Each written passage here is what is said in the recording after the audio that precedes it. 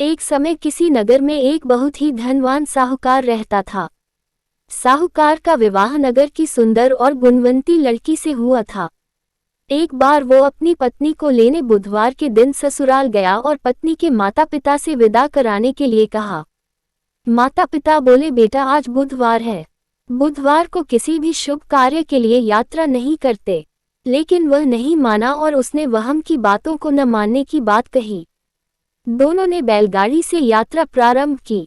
2 कोस की यात्रा के बाद उसकी गाड़ी का एक पहिया टूट गया। वहां से दोनों ने पैदल ही यात्रा शुरू की।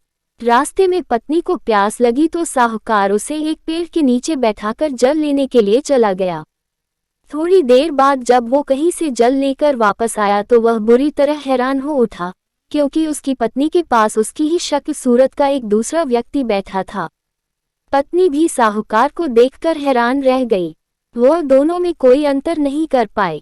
साहूकार ने उस व्यक्ति से पूछा, तुम कौन हो और मेरी पत्नी के पास क्यों बैठे हो? साहूकार की बात सुनकर उस व्यक्ति ने कहा, अरे भाई, यह मेरी पत्नी है। मैं अपनी पत्नी को ससुराल से विदा करा कर लाया हूँ, लेकिन तुम कौन हो जो मुझसे ऐसा प्रश्न कर रहे हो? साहूकार ने लगभग चीखते हुए कहा, तुम जरूर कोई चोर या ठग हो। यह मेरी पत्नी है, मैं इसे पेड़ के नीचे बैठाकर जल लेने गया था। इस पर उस व्यक्ति ने कहा, अरे भाई, झूठ तो तुम बोल रहे हो। पत्नी को प्यास लगने पर जल लेने तो मैं गया था। मैं तो जल लाकर अपनी पत्नी को पिला भी दिया है। अब तुम चुपचाप यहाँ से चलते बनो, नहीं तो किसी सिपाही को बुलाकर तुम्हें पकड़वा दूंगा। दोनों एक दूसरे से लड़ने लगे। उन्हें लड़ते देख बहुत से लोग वहां एकत्र हो गए। नगर के कुछ सिपाही भी वहां आ गए। सिपाही उन दोनों को पकड़कर राजा के पास ले गए। सारी कहानी सुनकर राजा भी कोई निर्णय नहीं कर पाया। पत्नी भी उन दोनों में से अपने वास्तविक पति को नहीं पहचान पा रही थी। राजा ने उन दोनों को कारागार में डाल देने को कहा। राजा के फैसले को सुनकर असली साहूकार भयभीत हो उठा। तभी आकाशवाणी हुई, साहूकार, तूने माता पिता की बात नहीं मानी और बुधवार के दिन अपनी ससुराल से प्रस्थान किया। ये सब भगवान बुद्धदेव के प्रकोप से हो रहा है। साहूकार ने भगवान बुद्धदेव से प्रार्थना की कि हे भगवान बुद्धदेव, मुझे क्षमा कर दीजिए, मुझसे बहुत बड़ी गलती हुई।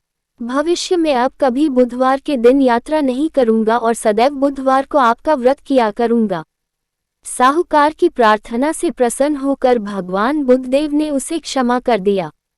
तभी दूसरा व्यक्ति राजा के सामने से गायब हो गया। राजा और दूसरे लोग इस चमत्कार को देखकर हैरान हो गए।